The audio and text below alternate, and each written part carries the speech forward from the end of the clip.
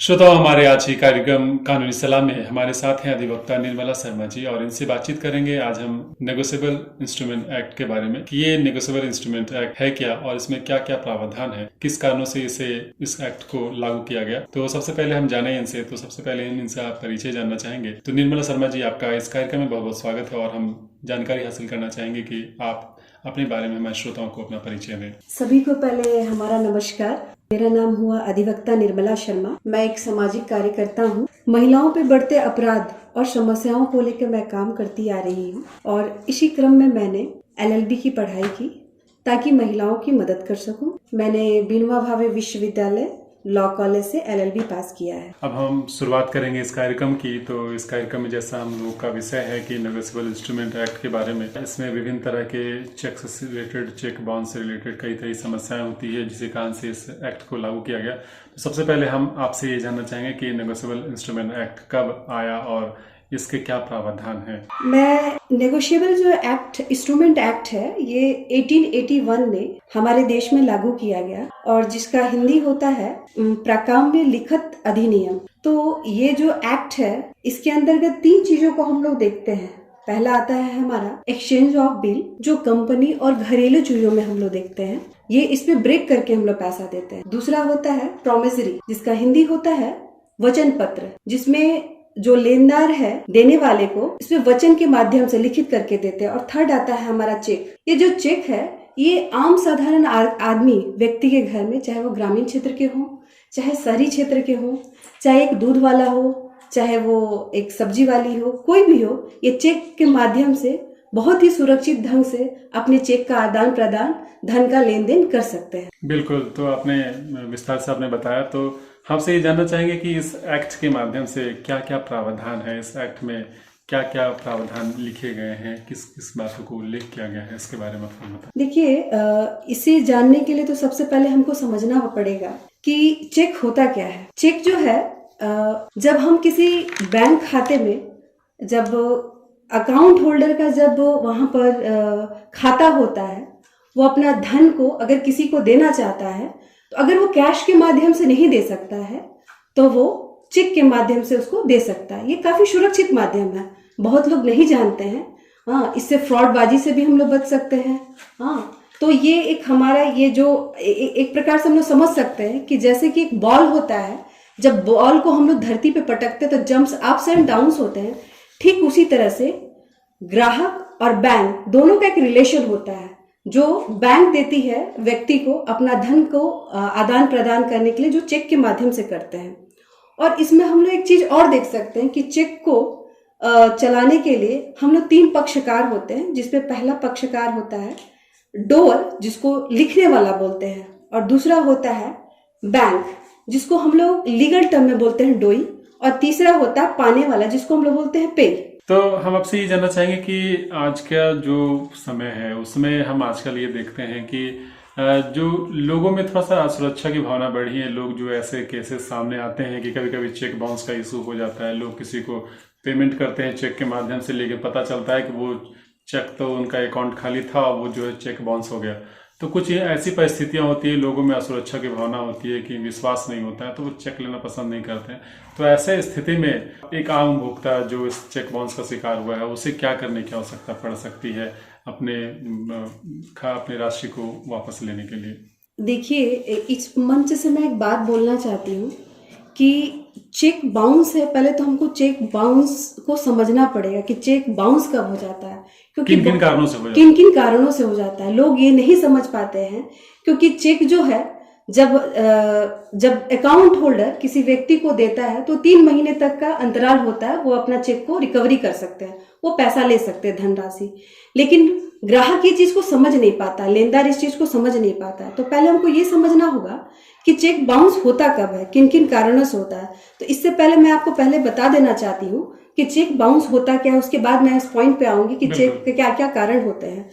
तो इसके लिए जब एक अकाउंट होल्डर किसी व्यक्ति को चेक देता है, तब वह यह वादा करता है कि किसी निश्चित तारीख पर जो रकम तय की गई है उसका वह भुगतान करेगा। लेकिन किसी वजह से चेक लिखने वाला व्यक्ति अपने खाते में उस रकम को मेंटेन नहीं कर पाता है और चेक लेने वाला व्यक्ति चेक को बैंक में जब डाल देता है तो उसको हम लोग बोलते हैं चेक बाउंस हो गया। और इसको हम लोग सरल शब्दों में समझ सकते हैं कि जब कोई व्यक्ति चेक देता है, जो अकाउंट होल्डर होता है, अगर मान लीजिए कि मैंने किसी को कहा कि 10,000 रुपया मेरे अकाउंट से आपको मिलेगा किसी कार्य के प्रति, लेकिन वो चेक में उसने 11,000 लिखा है, तो चूंकि जो देनेदार है उसके अकाउंट में पर्याप्त बैलेंस नहीं है, जब वो जाता है खाते में, बैंक में जाता है अपना पैसा लेने, उसको नहीं मिल पाता क्योंकि उसके अकाउंट होल्डर के अकाउंट में पर्याप्त बैलेंस नहीं है। तो जिसके कारण जब वो बैंकदार को देता है तो वो बोलते हैं कि चेक आपका बाउंस हो गया, इसमें पर्याप्त बैलेंस नहीं है। इसको हम लोग सरल शब्दों में इस प्रकार से समझ सकते हैं। तो इसको हमको देखना पड़ेगा कि चेक बाउंस होने के 3-4 तरीके हैं, जिसको मैं आपको अवगत कराना चाहूंगी। पहला हो गया कि जितना रकम तय हुआ है उससे कम रकम मौजूद है। जी, जितना रकम, मान लीजिए मैंने किसी को कहा कि आप मेरे खाते से 10,000 रुपये आप निकाल लीजिएगा, मैंने उस चेक पे लिख दिया, लेकिन उस खाते में 9,000 रुपया ही है, तो वो चेक बाउंस हो जाएगा। बैंक करता आपको पैसा नहीं देगा और उस पर बाउंस लिख देगा। पहला चीज। दूसरा चीज है, अगर चेक बाउंस के 3-4 कैटेगरी है जो हम लोग समझ सकते हैं इजी तरीके से। दूसरा होगा कि मान लीजिए कि मैंने किसी का चेक मैंने अपना दिया किसी को, लेकिन जहां पे हम जिस खाते में भी मेरा चेक है, जिस खाते का चेक है, तो वहां पे जो बैंक है, बैंक पहले उस हस्ताक्षर को मिलाएगी। अगर वो हस्ताक्षर मिल पाता है तब मुझे पैसा मिलेगा। अगर हस्ताक्षर सही नहीं होता है अकाउंट होल्डर का तो उस जगह भी चेक बाउंस कहलाएगा। और थर्ड नंबर है, अगर पुरानी तारीख, मान लीजिए कि आज की तारीख आज 14 फरवरी है और ये चेक का होता है 3 महीने तक, अगर उससे आगे का भी डेट दे दिया गया तो वो चेक बाउंस कहलाएगा। और चौथा हो जाता है, नाम या तारीख में अगर बदलाव कर दिया जाए तो उसमें आपको चेक को बाउंस कहा जाता है। अगर ये चेक बाउंस हो जाता है तो हम उपभोक्ताओं को डरने की जरूरत नहीं होती है। सबसे पहले अगर चेक बाउंस हो जाए तो ये हर नागरिक को जानना चाहिए, अगर चेक बाउंस हो जाता है तो सबसे पहले हमें बैंक जो है ग्राहक को एक रसीद देती है, या फिर हम बैंक से भी इंफॉर्मेशन ले सकते हैं कि मेरा चेक बाउंस क्यों हो गया, या फिर बैंक ग्राहक को रसीद देती है और उसमें चेक बाउंस होने की पूरी जानकारी होती है, पूरी स्टेटमेंट होता है किस कारण से चेक बाउंस हुआ। किस कारण से चेक बाउंस हुआ। तो ये बहुत ही सरल तरीका है। अगर चेक बाउंस भी हो जाता है तो हमें सबसे पहले क्या करना चाहिए कि जो पैसा देने वाला है उसे हमें 15 दिनों के अंदर हमें नोटिस जारी करनी चाहिए कि आपका पैसा नहीं मिला हमको। तो इसमें घबराने की कोई बात नहीं होती है। अगर वो भी हम ना कर सके तो एक अच्छे वकील की सहायता से हम इसकी पूरी जानकारी लेके अपने पैसे को प्राप्त कर सकते हैं। एक्चुअल में हम आमतौर पे ये देखते हैं कि अगर किसी का लेनदारी होती है या देनदारी होती है तो वो अक्सर क्या करते हैं कि अगर उसको 1 साल के बाद अगर किसी ने वादा किया कि मैं आपको 1 लाख रुपए मैं 1 साल के बाद दूंगा तय तारीख को, तो वो ब्लैंक चेक वो दे देता है, उसके नाम से इशू करके 1 लाख का चेक उसे दे देता है, रकम भर के, मतलब डेट खाली छोड़ देता है और उसमें नाम और साइन करके वो दे देता है। सपोज करिए कि वो गलत साइन किया है, या फिर 1 साल के बाद अगर उपभोक्ता जब जाता है जिसको इशू किया गया, वो एक साल के बाद जब जाता है अपने पैसे को लेने के लिए, तो पता चलता है कि नहीं उसके अकाउंट में तो 1 लाख रुपए है ही नहीं। तो ऐसी स्थिति में कहाँ तक कसूरवार, क्योंकि वो तो एक्सक्यूज दे देगा, हो सकता है कि 1 लाख हमको याद नहीं रहा, हम तो अकाउंट को मेंटेन नहीं कर पाए, और वो उसी तारीख को चला गया कि हमें 1 लाख रुपया चाहिए हमारे अकाउंट में वापस चाहिए, बैंक चला गया। तब ऐसे स्थिति में क्या करना चाहिए? ये बहुत ही गहन सवाल है। अगर इस तरह की घटना हो जाती है तो सबसे पहले ये समझना होगा कि वो व्यक्ति जो बोल रहा है कि 1 लाख रुपया मेरे अकाउंट से मिल जाएगा और उस बंदे को नहीं मिलता है, तो उसके इंटेंशन को हमको देखना चाहिए कि शायद उसने फ्रॉड करने के लिए दिया हो। अगर उसका इंटेंशन गलत करने का है तो हमारे कानून में एक प्रावधान है, आईपीसी की धारा 420 के तहत ये एक फ्रॉड का केस होता है, चालबाजी की केस होती है। इसमें आप उनके ऊपर आप केस कर सकते हैं, जिसमें प्रावधान है 7 सालों की सजा होती है। और नेगोशिएबल एक्ट के तहत, चूंकि ये सारी प्रक्रिया आएगी नेगोशिएबल एक्ट के तहत, सेक्शन 138 के अंतर्गत आता है, जो इसमें प्रावधान है कि अगर कोई आदमी जो पैसा देने का आपको वादा किया उस चेक के माध्यम से और पैसा रिटर्न नहीं करता है, तो उस पे 2 साल का कारावास है, और जितना उसने पैसा लिखा है, चाहे 1 लाख लिखा हो, 2 लाख लिखा हो या 2 रुपया भी लिखा है, तो उसको ठीक उसका डबल उसको भुगतान करना पड़ता है चेक बाउंस होने के बाद। बिल्कुल। अच्छा, ये प्रावधान है जी। तो अगर ऐसा प्रावधान है तो एक आम उपभोक्ता को अगर ऐसी परिस्थिति में उसे क्या करने की आवश्यकता है, इनिशियल स्टेज में क्या करने की आवश्यकता है, कहाँ कंप्लेन दर्ज करने की आवश्यकता है? जी, अगर इस तरह की घटना किसी के साथ होती है, इस तरह का संज्ञान किसी के पास आता है, तो हमें न्यायालय के पास जाना चाहिए। और इसमें सबसे पहले क्या करना चाहिए कि जो व्यक्ति को पैसा अदा करना है, जो व्यक्ति इसको पैसा चेक जिस पे हमने दिया है, अगर उसको पूरा हम भुगतान नहीं कर पा रहे, उसको पैसा नहीं मिल पा रहा, तो सबसे पहले उसको 15 दिन का नोटिस हमको करना चाहिए एक अच्छे वकील के माध्यम से।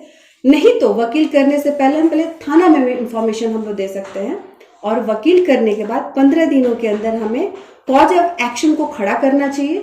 अगर कॉज ऑफ एक्शन को 15 दिन के अंदर उसको नहीं लिया जाता है, तो हम लोग 1 महीने के अंदर हम लोग लिखित परिवाद को दायर कर सकते हैं, लिखित कंप्लेंट को दायर कर सकते हैं। और ये 1 महीने के अंदर हम करेंगे तो हमारी कार्रवाई को तुरंत सुनी जाएगी, और जिसको पैसा देना है ये सारा केस उसके फेवर में ही जाता है। ये नेगोशिएबल एक्ट 138 सेक्शन के अंतर्गत आता है। अच्छा, अगर विशेष परिस्थिति में सपोज करिए किसी ने चेक इशू किया है किसी के नाम से, अब वो साल भर या 2 साल का वो बॉन्ड करता है कि नहीं, मैं 2 साल के बाद मैं आपको ये तय रकम जो है मैं उसे आपको सुपुर्द करूंगा, और उस दौरान वो ऐसा होता है कि वो विदेश चला जाता है सपोज करिए, तब वैसी स्थिति में कानून कहाँ तक मददगार साबित हो सकता है? वैसी स्थिति में भी इसमें उस चेक के मामले में, और नेगोशिएबल एक्ट तो यही कहता है कि चेक चूंकि 3 महीने तक के लिए वैलिड होता है, तो चेक का वैल्यूएशन उतना ही दूर तक है।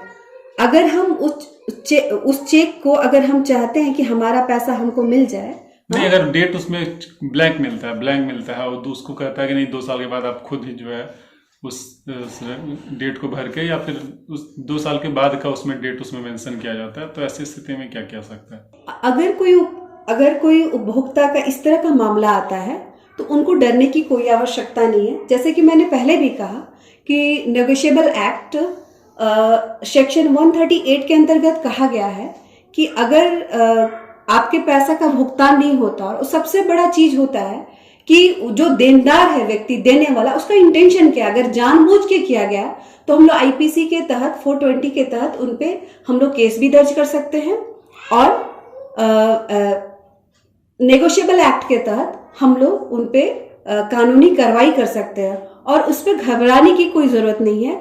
वो कॉज ऑफ एक्शन को लेते हुए 1 महीने के अंदर अपने परिवार को दाखिल करते हुए वो न्याय संगत मांग कर सकते हैं। बिल्कुल, यानी कि कानून पूरी तरीके से आपकी मदद करेगा, इसमें कोई घबराने की आवश्यकता नहीं है। अगर आपके साथ ऐसा कोई बैंक फ्रॉड होता है, किसी तरह का चेक बाउंस होता है, तो आप तत्काल बैंक के पास जाएं, तत्काल न्यायालय की शरण ले सकते हैं, वहां जाकर आप कंप्लेन कर सकते हैं, आपको पूरा न्याय मिलेगा।